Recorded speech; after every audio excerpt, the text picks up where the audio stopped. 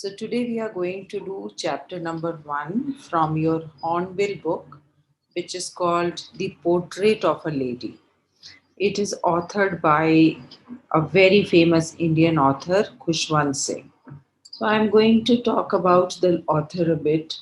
Then I'm also going to explain the lesson to you in English and Hindi both.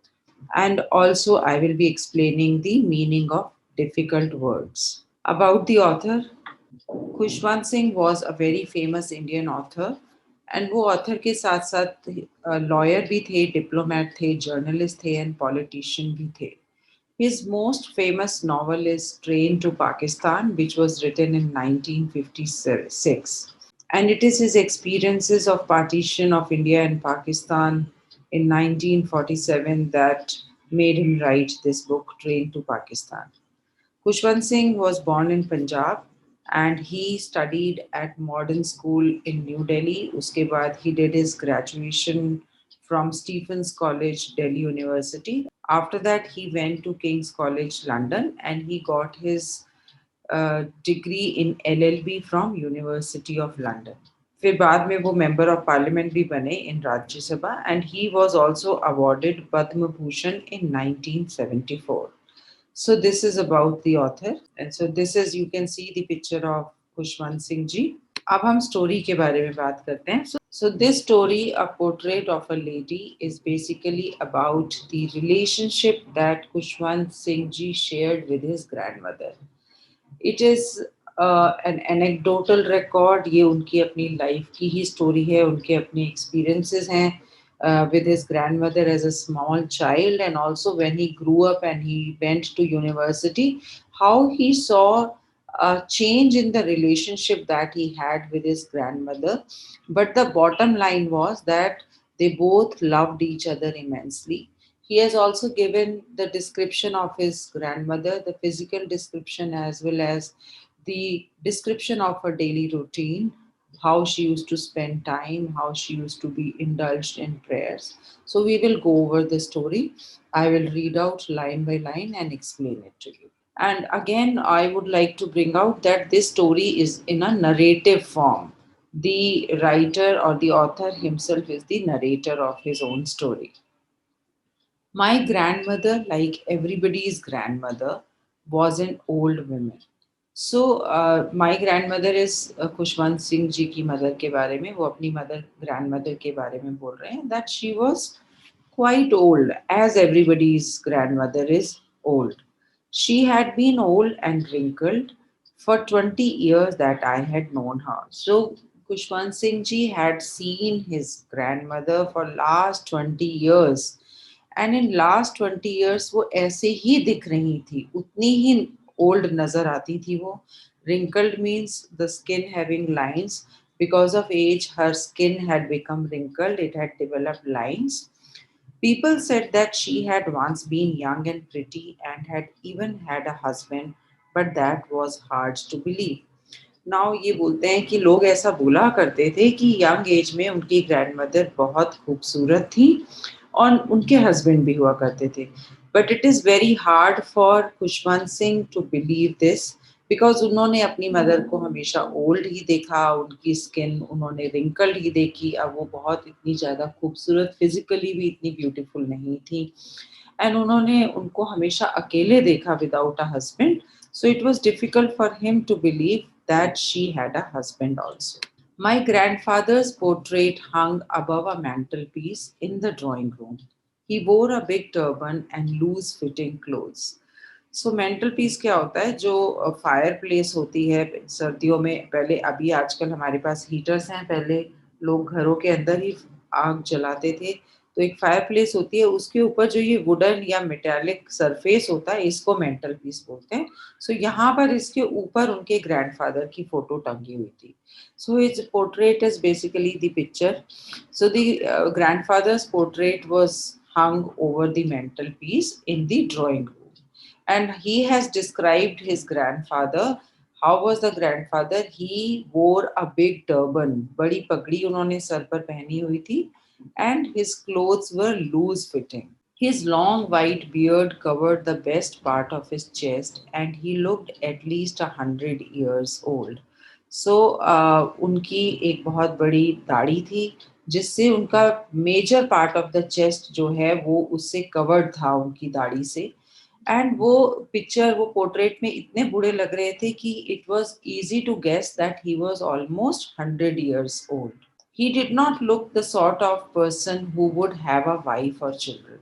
So sort means type. तो बोल रहे हैं कि वो photo से उस टाइप के लगते ही नहीं थे कि जिसकी वाइफ होगी और बच्चे होंगे, बिकॉज वो फोटो में इतने ओल्ड दिख रहे थे कि ऐसा लगता था कि वो सिर्फ ग्रैंड चिल्ड्रन ही उनके हो सकते हैं, वो एक ग्रैंड फादर ही हो सकते हैं, लेकिन वो फादर नहीं हो सकते.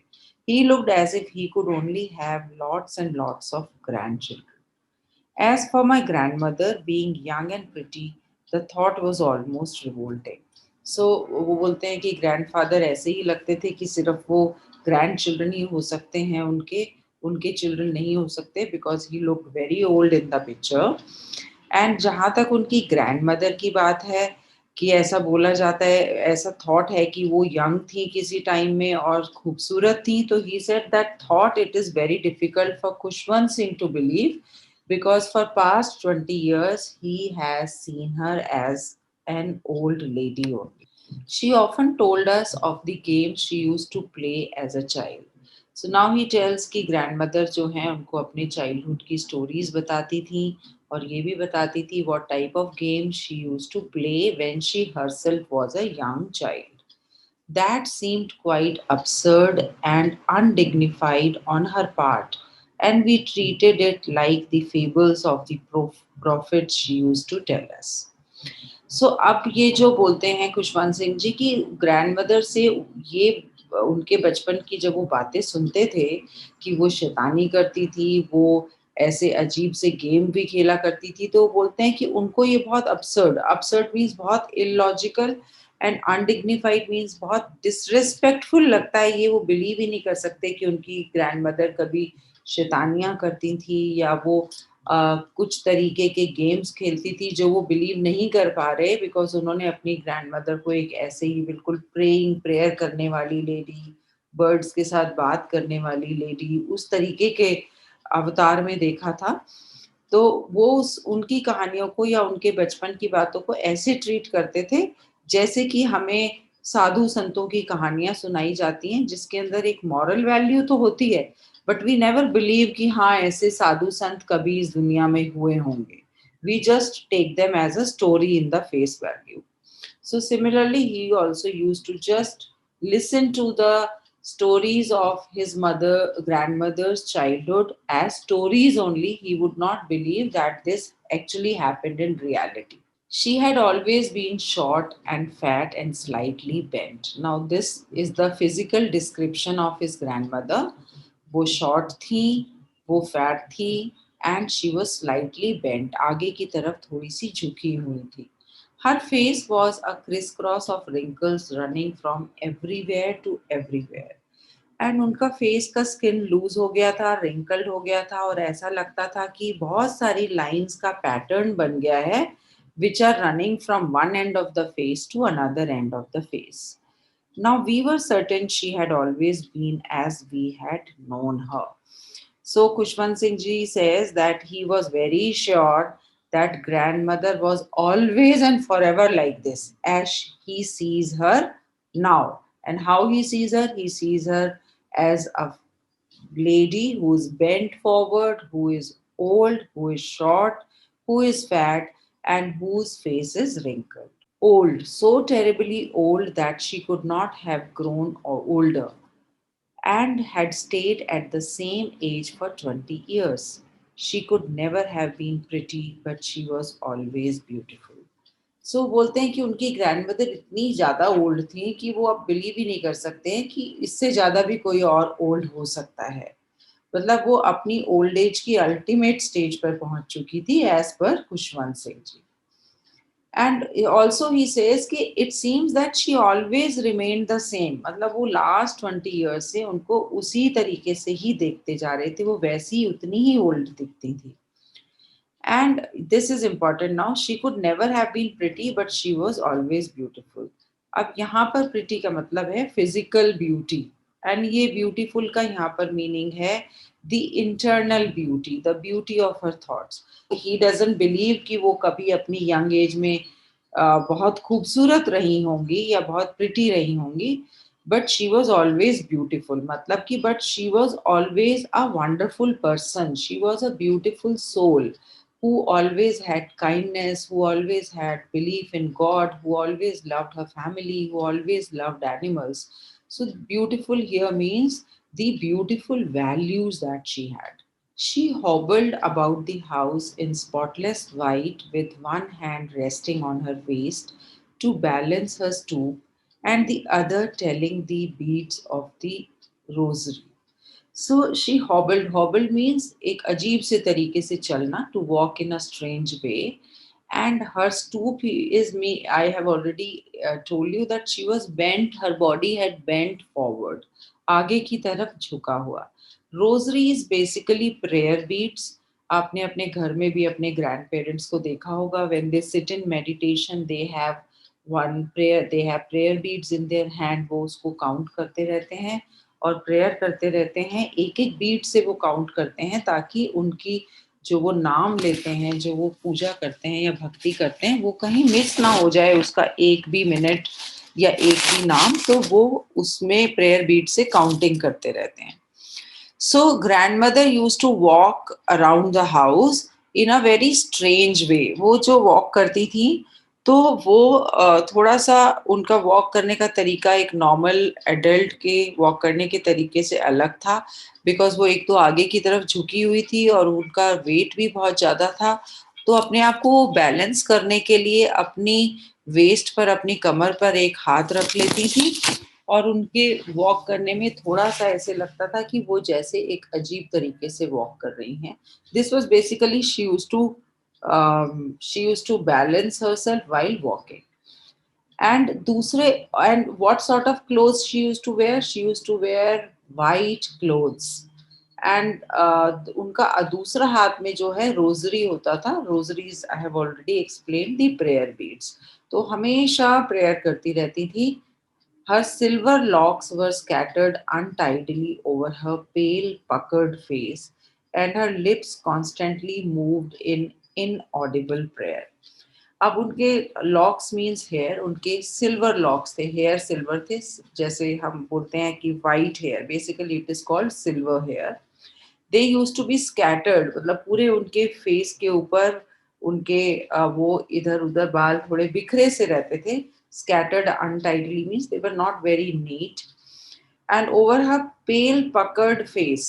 Puckered face का मतलब मैं आगे आपको फोटो भी दिखाऊंगी क्या मतलब है puckered face का. Puckered face means especially near your lips when the skin becomes loose because old people lose their teeth.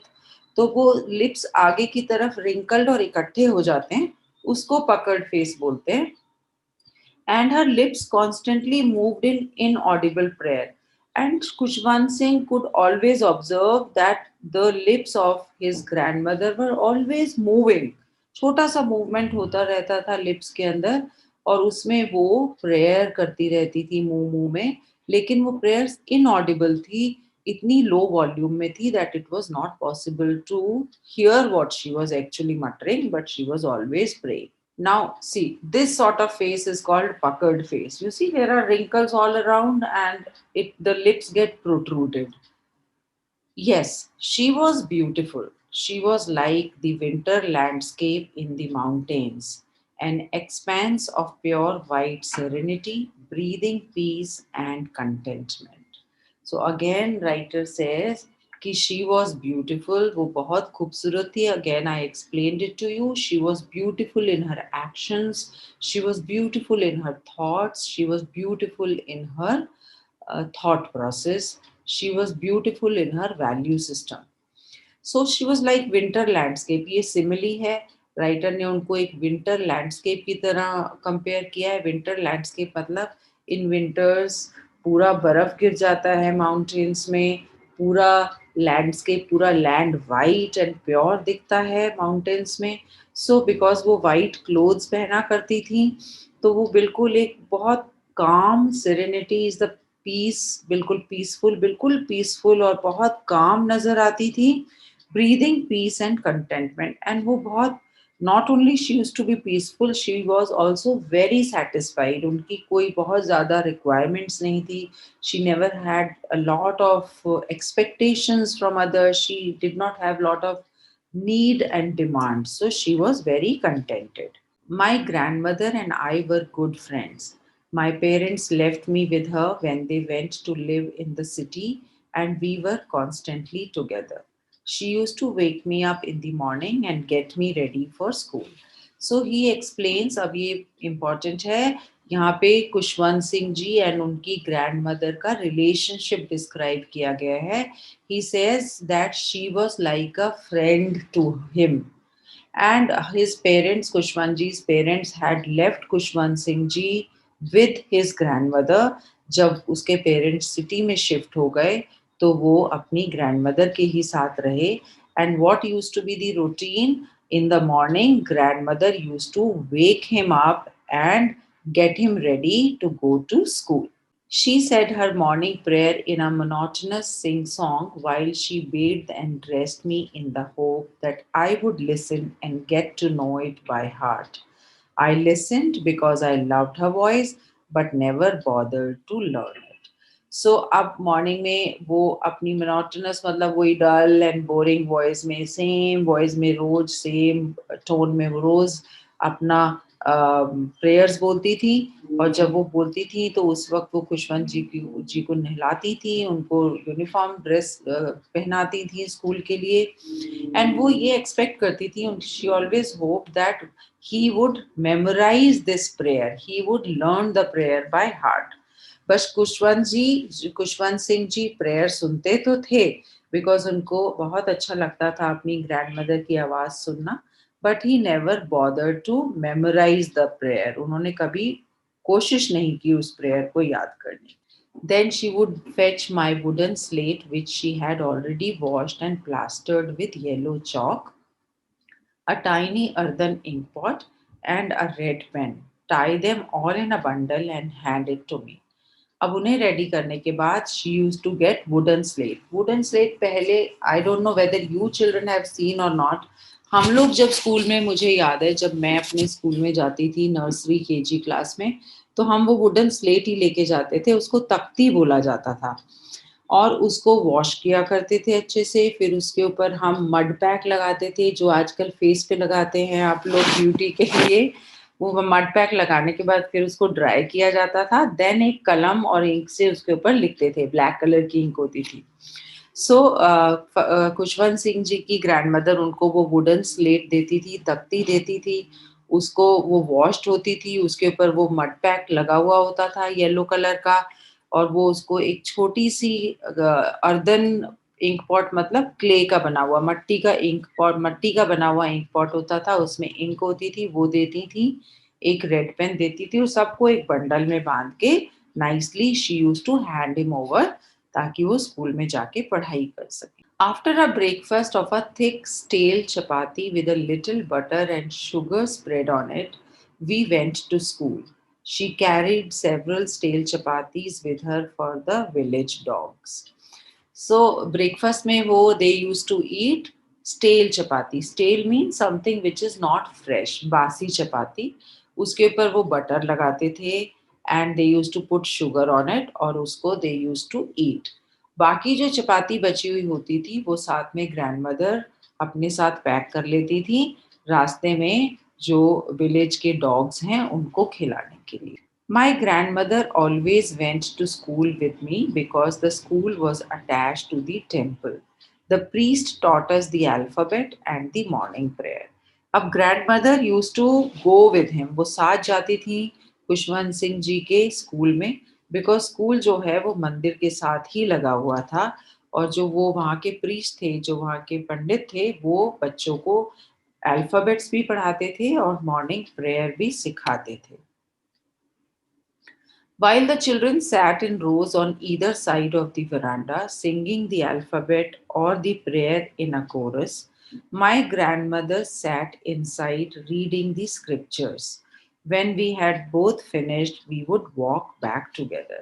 अब क्या रूटीन होता था, बच्चे जो हैं वो बैठते थे वरांडा में, दोनों वरांडा के दोनों तरफ लाइन बना के, और children used to learn alphabet and they used to sing prayer in a chorus, एक साथ वो सब प्रेयर बोलते थे.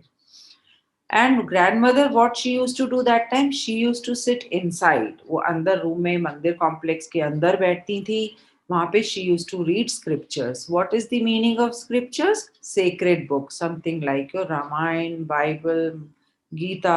These are all scriptures. And जब दोनों का काम, खुशवंत सिंह जी की पढ़ाई खत्म हो जाती थी, ग्रैंडमदर का स्क्रिप्चर्स रीडिंग खत्म हो जाता था, then they both would go back home together. This time, the village dogs would meet us at the temple door. They followed us to our home, growling and fighting with each other for the chapatis we threw to them. अब जाते हुए जो वो dogs थे village के, वो सब temple door के बाहर मिलते थे उनको, और वो उनको पूरे रास्ते जो है फॉलो करते थे, उनके पीछे पीछे जाते थे. And growling means making low sound indicating hostility.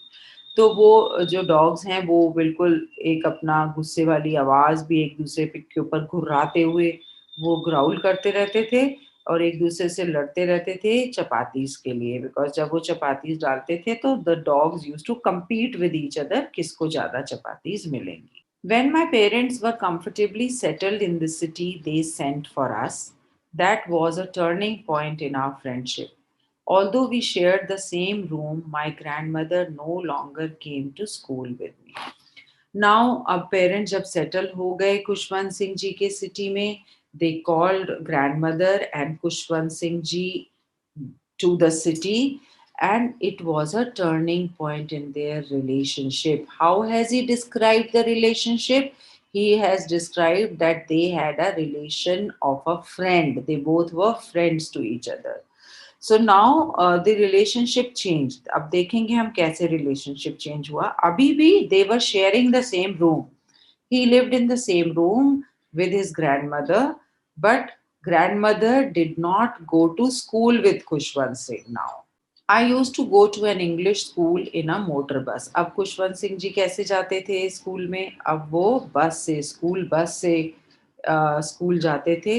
There were no dogs in the streets and she took to feeding sparrows in courtyard of our city house. अब बिकॉज ग्रैंडमदर रास्ते में वॉक करते हुए नहीं जाती थी साथ में, तो डॉग्स भी नहीं मिलते थे उनको. और वैसे भी आप देखो सिटी की स्ट्रीट्स में डॉग्स थोड़े से कम होते हैं compare to village street. Village में स्ट्रीट में डॉग्स थोड़े से ज़्यादा होते हैं. तो लेकिन ग्रैंडमदर ने अपना फीडिंग एनिमल्स को फीडिंग वाला रूटीन ख़त्म नहीं किया. उनका रूटीन यहाँ ख़त्म हो गया कि she stop going to school, but instead of feeding dogs now she started feeding sparrows. Courtyard का मतलब है an unroofed area in the house, veranda type जिसको आंगन बुलाते हैं, that is called courtyard. So now she used to sit there and she used to feed the sparrows.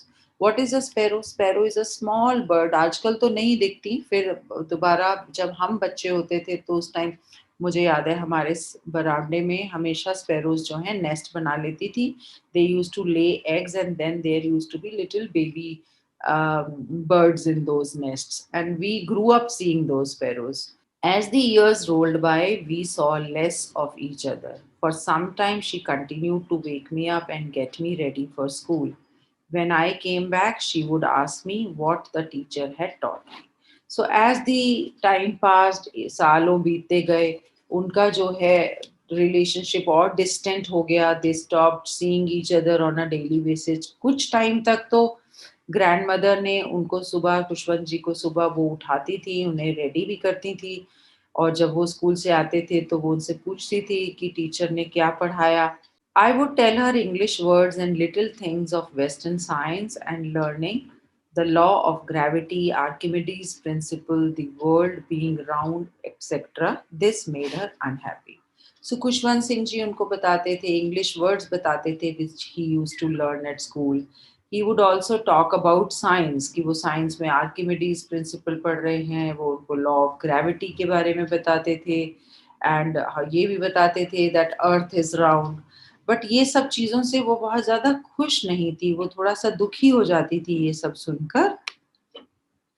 She could not help me with my lessons. She did not believe in the things they taught at the English school and was distressed that there was no teaching about God and the scriptures. अब वो दुखी क्यों हो जाती थी? Because जो grandmother थी उनका जो बिलीफ था वो ये था कि बच्चों को स्कूल में गॉड के बारे में एंड होली बुक्स के बारे में पढ़ाना चाहिए। तो जब उन्हें पता चलता था कि खुशवंत सिंह जी को ये सब कुछ नहीं पढ़ाया जा रहा, तो वो थोड़ा-सा डिस्ट्रेस्ड हो जाती थी। Sorrowful, distress means sorrowful, to feel sad. वो थोड़ा-सा उदास हो जाती थी, दुखी हो जाती थी, बिकॉज़ उनका बिलीफ नहीं था इंग्लिश एजुकेशन सिस्टम में। वो इंग्लिश एजुकेशन सिस्टम को एक्सेप्ट नहीं करती थी। One day I announced that we were being given music lessons. She was very disturbed. To her, music had lewd associations. It was the monopoly of harlots and beggars and not meant for gentle folk.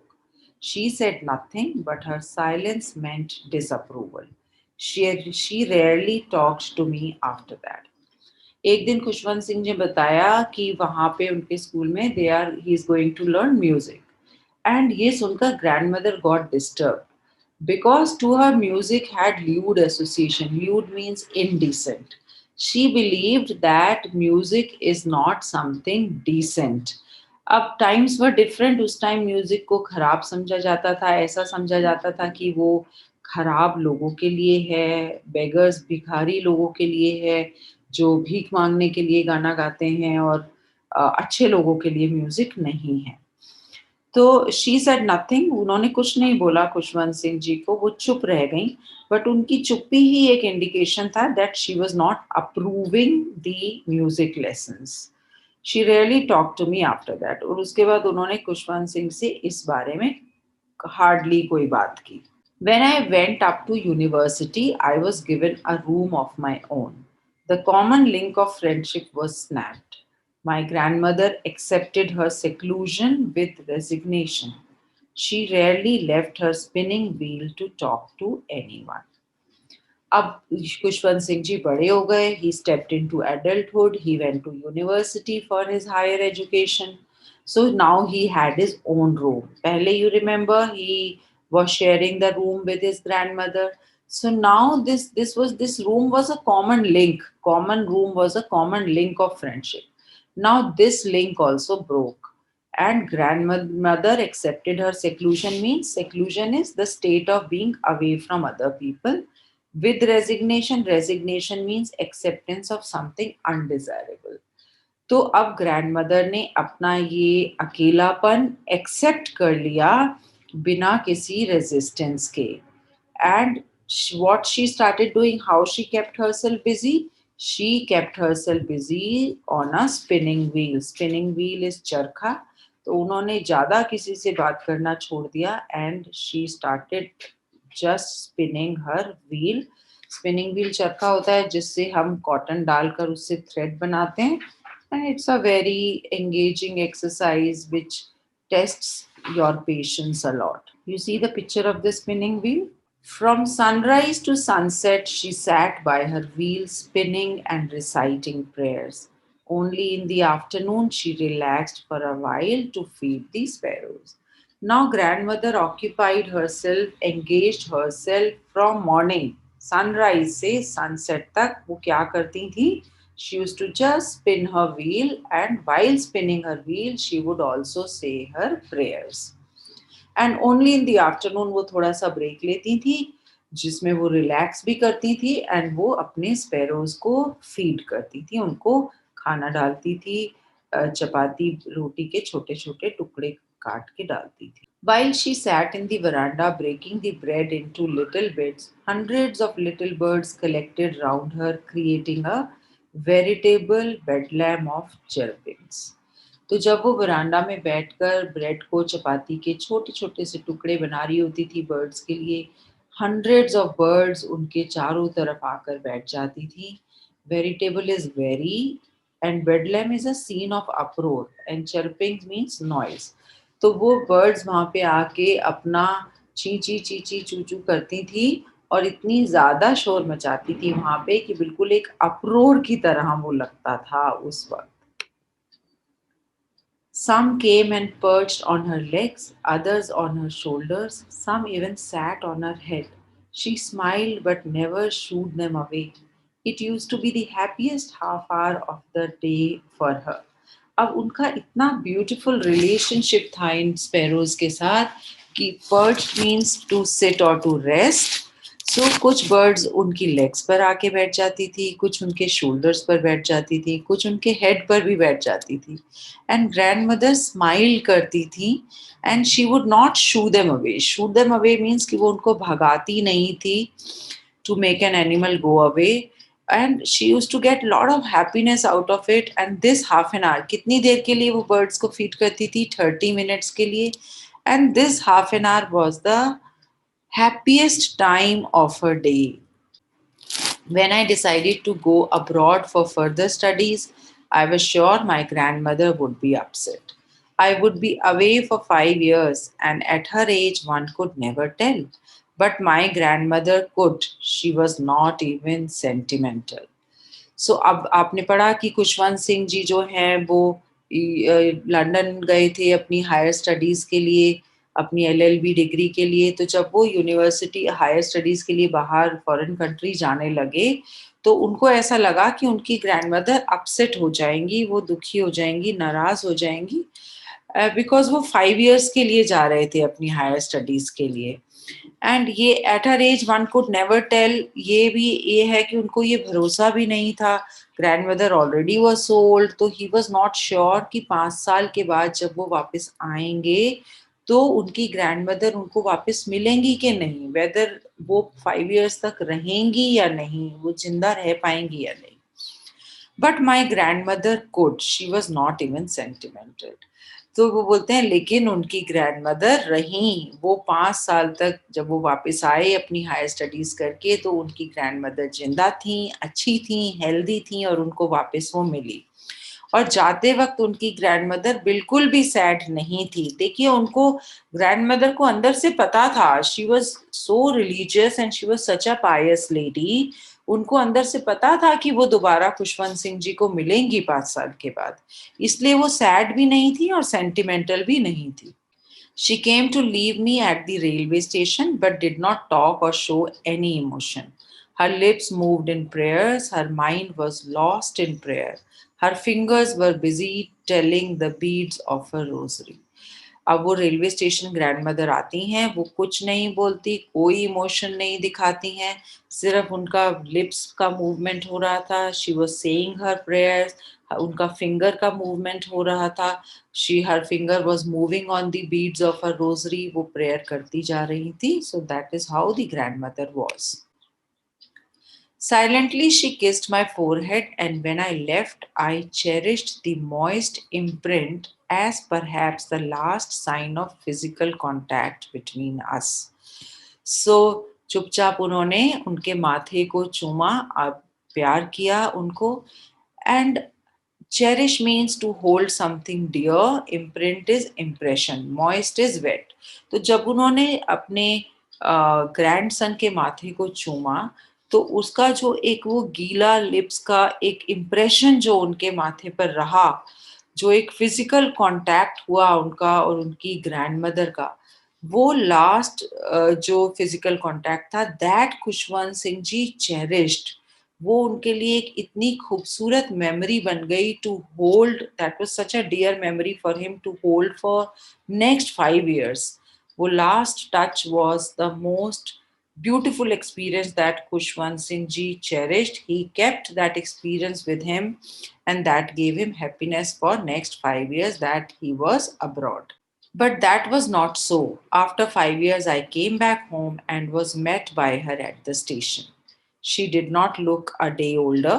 She still had no time for words, and while she clasped me in her arms, I could hear her reciting her prayers. अब यही नहीं, अब 5 साल बाद जब खुशवंत सिंह जी वापस आए, grand mother दोबारा उनको स्टेशन पर मिली, और वो बिल्कुल वैसी लग रही थी जैसे 5 इयर्स पहले लग रही थी। ऐसा लग ही नहीं रहा था कि she is even become older bye a day.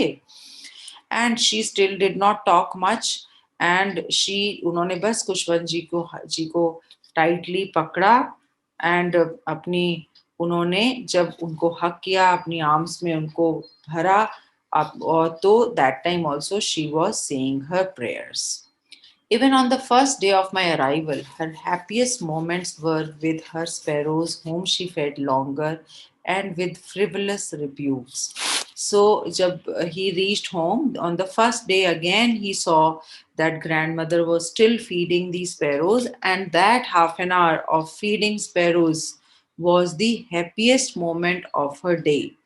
And while she was feeding the sparrows, वो जब स्पैरोज को फीड कर रही थी उसके साथ वो फ्रिवलस रिब्यूक्स भी कर रही थी. मतलब वो प्यार से बिल्कुल लाइट हार्टेड वे में, सीरियस वे में नहीं, मजाक में वो उन बर्ड्स को डांटती भी जा रही थी. In the evening, a change came over her. She did not pray. She collected the women of the neighborhood, got an old drum, and started to sing. For several hours, she thumped the sagging skins of the dilapidated drum and sang of the homecoming of warriors. In the evening बहुत strange सी चीज हुई. एक grand mother के routine में एक change देखा खुशवंत सिंह जी ने. क्या चेंज था? वो डेली इवनिंग में प्रेयर करती थी, but this evening she did not pray.